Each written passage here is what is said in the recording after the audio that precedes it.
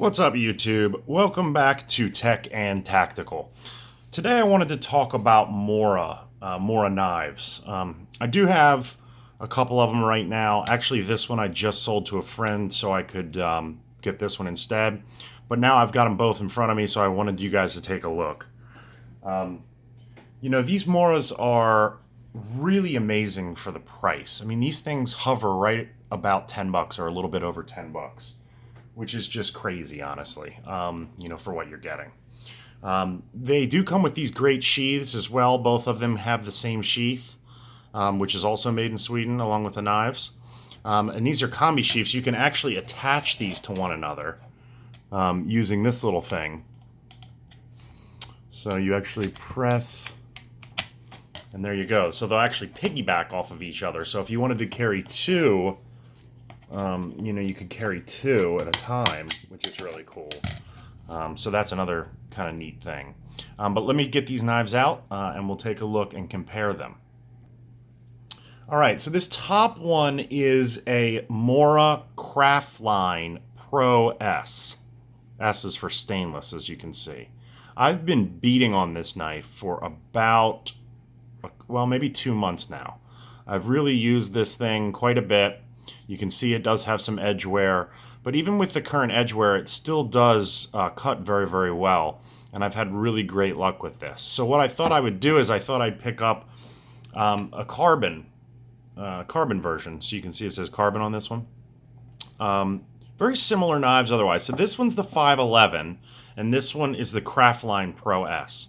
You can see that they are very, very similar, but there's a couple of differences. First of all, you can tell that the knife height is actually different on these two. So the Craftline, this one is a taller knife. If you could probably see it better this way. That knife is taller than the carbon. So the 511 is a little shorter this way. But the length of the blade appears to be pretty much exactly the same. Also, the handle material is slightly different. So the inlay part is hard plastic on both, but the overmold part on the Craftline is like a grippy rubber material. I feel like this is something that I've seen other reviews and that hasn't really talked about this. So this is a very grippy rubber material on the Craftline. On the 511, this is like the same or very similar like hard plastic as the handle. So there's some differences there.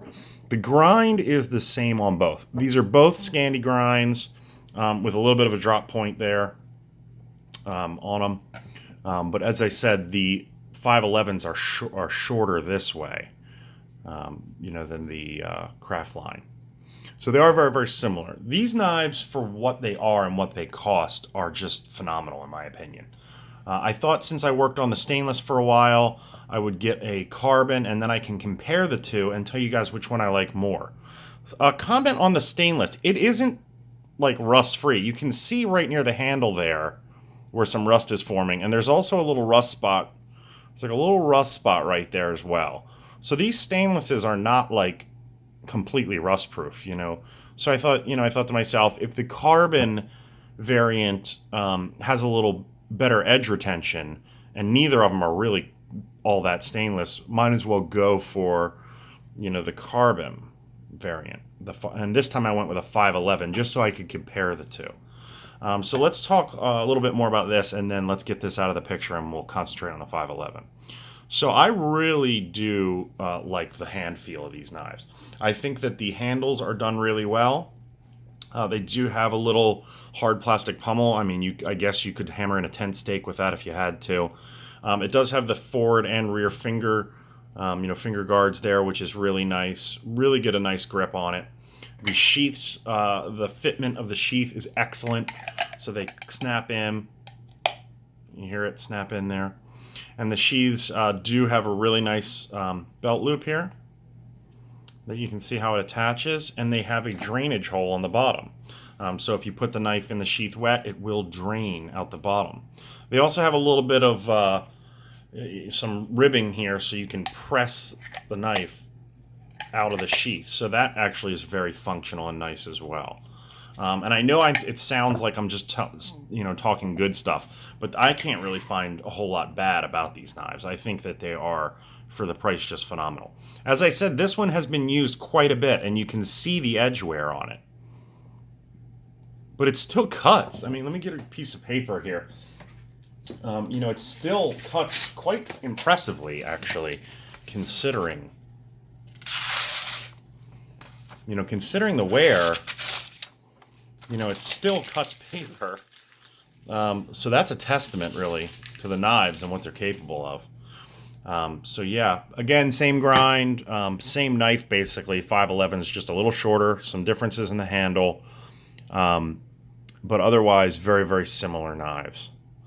So I thought that I'd give you guys some close-ups of this one, and then we will move to my new carbon variant. And they are very, very similar. I mean, honestly, if I had owned this one and then sold it and bought this one first instead of owning them both together, I would have had trouble telling them apart, telling the differences. So they are quite similar. There is a slight price difference. The Craftline, the one that I just removed from the screen, Pro S, is like 13 or 14 bucks, and this one's closer to 10. So, it is a little less expensive, but they're essentially both of them are super cheap, for what you get. This color is really cool too. I don't know how it's showing up, but it's super bright red. You're not going to lose this knife. I do like that the sheath also matches color-wise. Pretty impressed with that too. It's cool that they're made in Sweden too. You think for this price they'd be made in China, but these are made in that knife factory in Sweden, Moro's factory in Sweden. As I said, even the sheath, made in Sweden. Really nice stuff. This is probably my go-to, bushcraft detail work knife. Well, not this one, obviously. It's never been used, but the other one was. I carry that big Becker. It's not that big, but Becker BK7. And that does a lot of my heavy-duty work. But for the detail work, woodwork, I'm using this thing most of the time. I really do like these. I think for the price, they really are phenomenal. I normally do pros and cons. I don't really know what cons there are.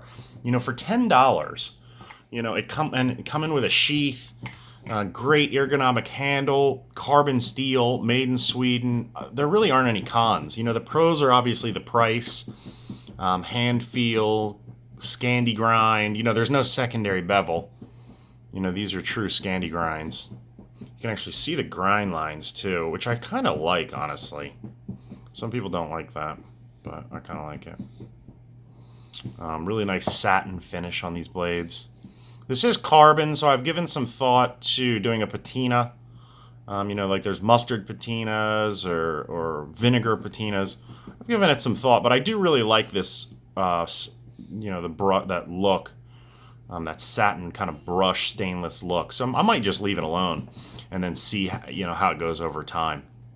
How it does over time. But so yeah, there's my quick look at Mora knives. I know the Companion is really popular. I don't own one of those, but I have a buddy that has a Companion heavy duty. I think that's what it's called. It's the thicker bladed Companion, and that one really feels great in the hand too. So I think that there are a number of different choices. If you want to grab one of these Moras, you can really pick whichever one suits you best. Some of them have chisel tips. Some of them, are longer. Some of them are thinner, smaller. It just depends on kind of what you're using it for. But thanks again for coming to another episode of Tech and Tactical. Please like and subscribe. I'm going to be going to Blade Show here in the next couple days. I'm pretty excited about that.